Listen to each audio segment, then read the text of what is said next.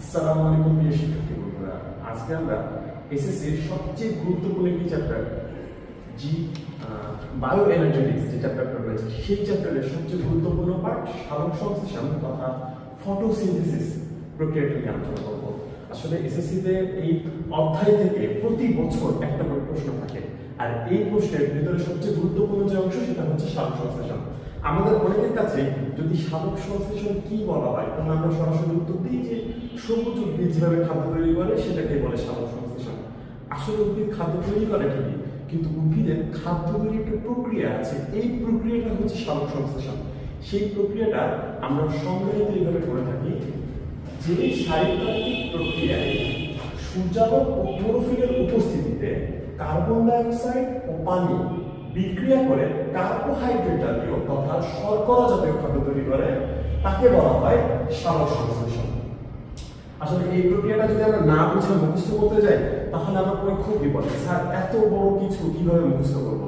এই বিষয়টা যদি একটু বুঝে চেষ্টা করি তাহলে খুব সহজ হয়ে যাবে। কি বলছি স্যার? প্রথম যে বিষয়টা, বিক্রিয়া করবে স্যার কার্বন ডাই অক্সাইড ও পানি। তাহলে আমরা এখানে সুন্দর করে লিখে ফেলি কার্বন ডাই অক্সাইড এবং পানি। এটা কি করবে স্যার? বিক্রিয়া করবে। কাদের উপস্থিতিতে বিক্রিয়া করবে? আমরা যদি একটু লক্ষ্য করি, একটা হচ্ছে সূর্যালোক এবং ক্লোরোফিল।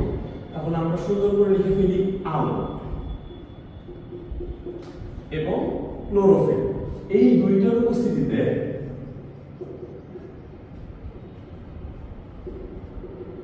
সূর্যালোক ও ক্লোরোফিলের উপস্থিতিতে কার্বন ডাই অক্সাইড এবং পানি বিক্রিয়া করে উৎপন্ন করবে কার্বোহাইড্রেট জাতীয় পদার্থ। আমরা সবাই জানি কার্বোহাইড্রেট জাতীয় পদার্থ হচ্ছে গ্লুকোজ। এটা হচ্ছে গ্লুকোজের সংকেত C6H12O6। এটা গ্লুকোজের সংকেত, অর্থাৎ কার্বোহাইড্রেট জাতীয় পদার্থ।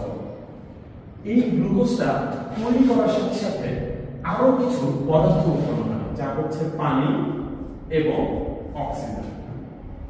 এই বিক্রিয়াটা যদি আমরা আরেকটু ভালো করে দেখি, কার্বন ডাই অক্সাইড এবং পানি বিক্রিয়া করে আলো ও ক্লোরোফিলের উপস্থিতিতে যদি কোনো কারণবশত আলো উপস্থিত না থাকে তাহলে কিন্তু এই বিক্রিয়া সংঘটিত হবে না, কারণ এখান থেকে এই আলো থেকে 50 থেকে 60টা ফোটন কণার উপস্থিতিতে 50 থেকে 60টি ফোটন কণা থাকবে আলো।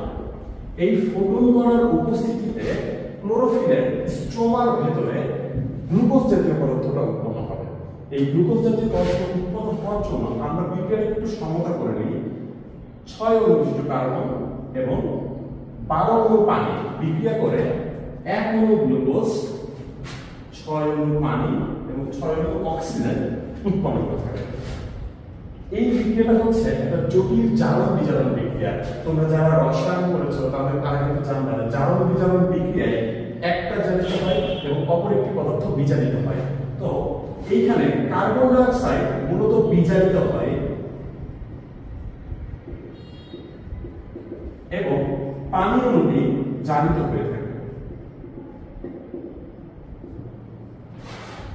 এখন আমরা এইখান থেকে একটু ভালো করে যদি বিশ্লেষণ করে দেখি সংজ্ঞার সাথে, যে শারীরতাত্ত্বিক প্রক্রিয়ায় অর্থাৎ তার শরীরের ভেতরে যে প্রক্রিয়াটি হবে সেইটা, অর্থাৎ শারীরতাত্ত্বিক প্রক্রিয়ায় সূর্যালোক ও ক্লোরোফিলের উপস্থিতিতে কার্বন ডাই অক্সাইড এবং পানি বিক্রিয়া করে কি উৎপন্ন করছে স্যার? গ্লুকোজ বা কার্বোহাইড্রেট জাতীয় পদার্থ। এই পুরো প্রক্রিয়াটাকে আমরা বলে থাকি সালোক সংশ্লেষণ। এই প্রক্রিয়ার সাথে আমাদেরকে প্রতি বছর মেডিকেল ভর্তি পরীক্ষায় আসার জন্য বিভিন্ন রকম এমসিকিউ এসে থাকে। তার ভিতর এই এমসিকিউটি কে জারিত হয় আর কে বিজারিত হয় প্রতি বছর এসে থাকে। এরপরে কতটি ফোটন কণার উপস্থিতিতে এই বিক্রিয়াটি সংঘটিত হয়, এই প্রশ্নটি এসেছিল মেডিকেল অ্যাডমিশন টেস্ট 2016-17-তে।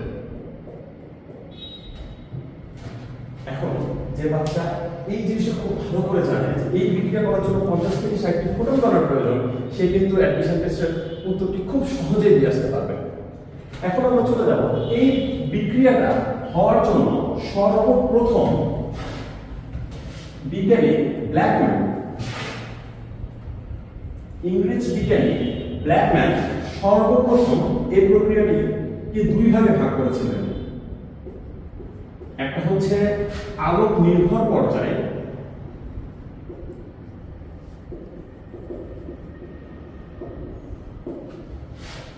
আরেকটি হচ্ছে আলোক নিরপেক্ষ পর্যায়ে।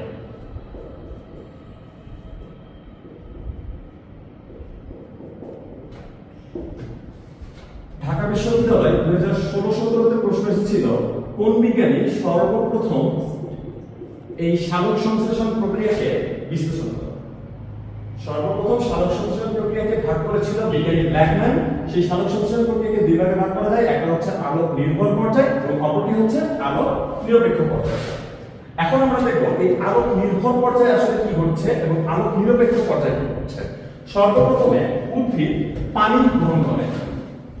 আমরা যদি একটা গাছ ধরে নিই, ঠিক আছে, এবং এইখানে আমাদের সূর্যটা দিয়ে দিলাম, এই যে আমাদের সূর্য মামা এখানে রয়েছে, সেই সূর্য মামার আলোতে আলো গ্রহণ করছে গাছ, এবং এই যে মাটিতে যে শিকড় থাকবে সেই শিকড় থেকে কৈশিক পানি গ্রহণ করে থাকে উদ্ভিদ। এই পানিটি জাইলেম টিস্যুর মাধ্যমে, যারা যে বিজ্ঞানের দ্বিতীয় অধ্যায়ে টিস্যু পড়েছো তারা কিন্তু জানো জাইলেম টিস্যু জল পরিবহন করে থাকে। মানে জাইলেম টিস্যুর মাধ্যমে পানি কোথায় প্রবেশ করবে? উদ্ভিদের পাতায়। কোথায় প্রবেশ করবে স্যার? উদ্ভিদের পাতায়। এই উদ্ভিদের পাতায় সূর্যের আলো প্রবেশ করবে। সূর্যের আলো প্রবেশ করবে উদ্ভিদের পাতার একটা বিশেষ টিস্যু রয়েছে, সেই টিস্যুর নাম হচ্ছে মেসোফিল টিস্যু।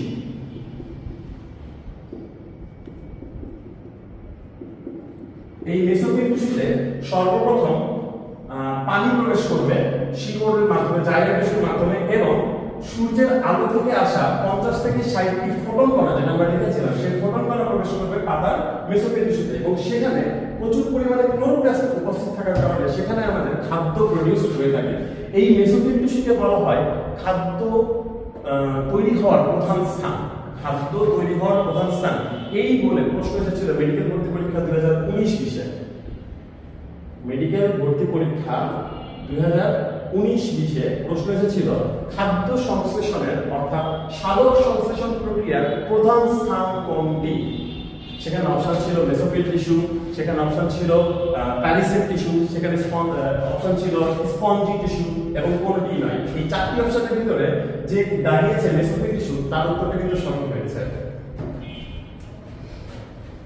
আমরা এবার আলোক নির্ভর পর্যায়টাকে যদি একটু দেখতে যাই, কথা শুনেই বোঝা যাচ্ছে যে এই পর্যায়টার জন্য, আলোক নির্ভর পর্যায়ের জন্য আলোর উপস্থিত থাকা বাধ্যতামূলক, অর্থাৎ আলোকে উপস্থিত থাকতে হবে।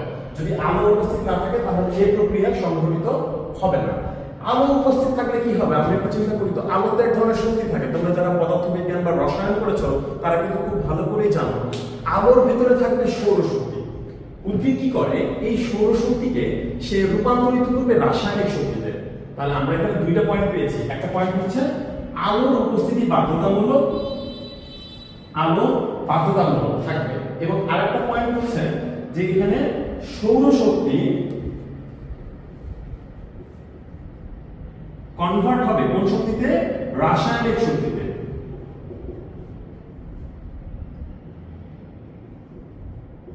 এখানে রাসায়নিক শক্তি থাকতে পারে তিন ভাবে। রাসায়নিক শক্তি হতে পারে তিন ভাবে। একটা হচ্ছে স্যার এটিপি, একটা হচ্ছে NADPH, আরেকটা হচ্ছে স্যার হাইড্রোজেন আয়ন। এই তিনটা ভাবে শুধুমাত্র রাসায়নিক শক্তি রূপান্তরিত হতে পারে, এবং এই এটিপি যে তৈরি হওয়ার প্রক্রিয়া সেটাকে বলা হয় ফটোফসফোরাইলেশন। কিভাবে হয় স্যার একটু যদি দেখি, আমরা উপরের এই সালোক সংশ্লেষণ কাকে বলে এই প্রক্রিয়াটিকে একটু মুছে দিচ্ছি। এখানে সর্বপ্রথম এটিপি তৈরি হওয়ার জন্য আলোর উপস্থিতিতে, ঠিক আছে, সূর্যের আলোর উপস্থিতিতে একটা এটিপি, আমরা এই এটিপি ফুল ফর্ম জানি অ্যাডিনোসিন ডাইফসফেট। এই অ্যাডিনোসিন ডাইফসফেটের সাথে যখন একটা ইনঅর্গানিক ফসফেট বা অজৈব ফসফেট, এটাকে বলা হয় অজৈব ফসফেট। এই অজৈব ফসফেট এবং এটিপি পরস্পর সূর্যের আলোর উপস্থিতিতে বিক্রিয়া করবে এবং উৎপন্ন করবে এটিপি, অ্যাডিনোসিন ট্রাইফসফেট। এই পুরো প্রক্রিয়াটাকে আমরা বলে থাকি ফটোফসফোরাইলেশন।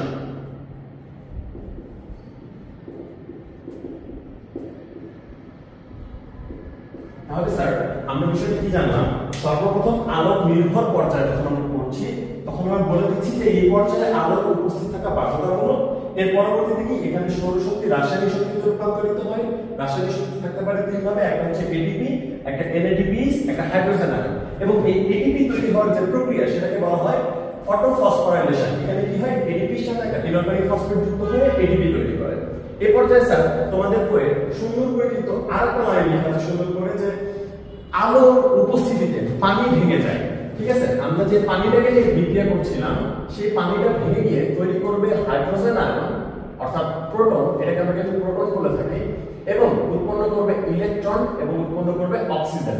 এই অক্সিজেন, ইলেকট্রন এবং হাইড্রোজেন আয়ন উৎপন্ন হয়ে থাকে। এই প্রক্রিয়াটাকে বলা হয় ফটোলাইসিস। এই পর্যায়ে এতটুকুই আসলে আলোক নির্ভর পর্যায়ে ঘটে থাকে। আমরা যে সালোক সংশ্লেষণ বিক্রিয়াটা লিখেছিলাম সেখানে কার্বন ডাই অক্সাইড এবং পানি বিক্রিয়া করে থাকে আমরা জানি, সেখানে কিন্তু পানির বিক্রিয়া শেষ হয়ে গেছে, শুধু বাকি থাকে আমাদের কার্বন ডাই অক্সাইড। আলোক নিরপেক্ষ পর্যায়ে আসলে কার্বন ডাই অক্সাইড বিজারিত হয়। আলোক নিরপেক্ষ পর্যায়ে কার্বন ডাই অক্সাইড মূলত বিজারিত হয়ে থাকে। এটা বিজারিত হওয়ার জন্য তিনটা পথ রয়েছে, একটা হচ্ছে C3 চক্র, একটা C4 চক্র এবং আরেকটা হচ্ছে ক্যাসোলিয়ান অ্যাসিড মেটাবলিজম তথা ক্যান। এই তিনটি পদ্ধতির মাধ্যমে কার্বন ডাই অক্সাইড বিজারিত হয়ে শর্করা জাতীয় খাদ্য তৈরি হতে থাকে। আমাদের যদি আমরা একটু ওভারভিউ করার চেষ্টা করি, প্রথমে সালোক সংশ্লেষণ প্রক্রিয়াটা কাকে বলে, সেখান থেকে চেষ্টা করি যে শারীরতাত্ত্বিক প্রক্রিয়ায় উদ্ভিদ শারীরতাত্ত্বিক প্রক্রিয়ায় উদ্ভিদ শালক, সূর্যালোক এবং ক্লোরোফিলের উপস্থিতিতে কার্বোহাইড্রেট জাতীয় খাদ্য তৈরি করে। এবং কার্বোহাইড্রেট জাতীয় খাদ্য তৈরি করার জন্য দুইটা পর্যায়ে ভাগ করেছিল বিজ্ঞানী ব্ল্যাকম্যান। এই ব্ল্যাকম্যান ভাগ করেছিল একটা আলোক নিরপেক্ষ পর্যায়, অপরটি হচ্ছে আলোক নির্ভর পর্যায়। আলোক নিরপেক্ষ পর্যায়ে এবং আলোক নির্ভর পর্যায়ের জন্য আমরা একটি কথা মনে রাখি, আলোক নির্ভর অর্থাৎ আলো উপস্থিত থাকা বাধ্যতামূলক। যদি আলো উপস্থিত না থাকে তাহলে এই প্রক্রিয়াটি সম্ভব হবে না। এবং এই পর্যায়ে কি হবে, সৌরশক্তি রাসায়নিক শক্তিতে রূপান্তরিত হবে। আরেকটা কি হবে স্যার, এই পর্যায়ে রাসায়নিক শক্তি থাকবে তিন ভাবে, একটা হচ্ছে এটিপি, এনএডিপিএস, একটা হচ্ছে হাইড্রোজেন আয়ন। এবং আরেকটা ঘটনা কি হবে স্যার, এটিপির সাথে ইনঅর্গানিক ফসফেট যুক্ত হবে, ফসফেট যুক্ত হয়ে তৈরি করবে এটিপি অর্থাৎ অ্যাডিনোসিন ট্রাইফসফেট, যেটাকে আমরা জেনে থাকি এনার্জি কয়েন বা শক্তি মুদ্রা রূপে। আরেকটা ঘটনা কি হচ্ছে স্যার, আলোক নিরপেক্ষ পর্যায় যেখানে আলোর প্রয়োজন পড়ে না। এই পর্যায়ে কি হয়, কার্বন ডাই অক্সাইড বিজারিত হয়। কার্বন ডাই অক্সাইড বিজারিত হওয়ার জন্য তিনটা পদ্ধতি রয়েছে, C3 সাইকেল যেটাকে আমরা বলে থাকি কেলভিন চক্র, C4 সাইকেল যেটাকে আমরা বলে থাকি হ্যাচ ও স্ল্যাক চক্র, আর একটা হচ্ছে ক্যান অর্থাৎ ক্যাসোলিয়ান অ্যাসিড মেটাবলিজম। ঠিক আছে বন্ধুরা, আজকে এই পর্যন্তই। এবং এই প্রক্রিয়াটি বুঝতে তোমাদের যদি কারো কোনো অসুবিধা থেকে থাকে তাহলে অবশ্যই কমেন্ট বক্সে লিখে জানাও। আসসালামু আলাইকুম।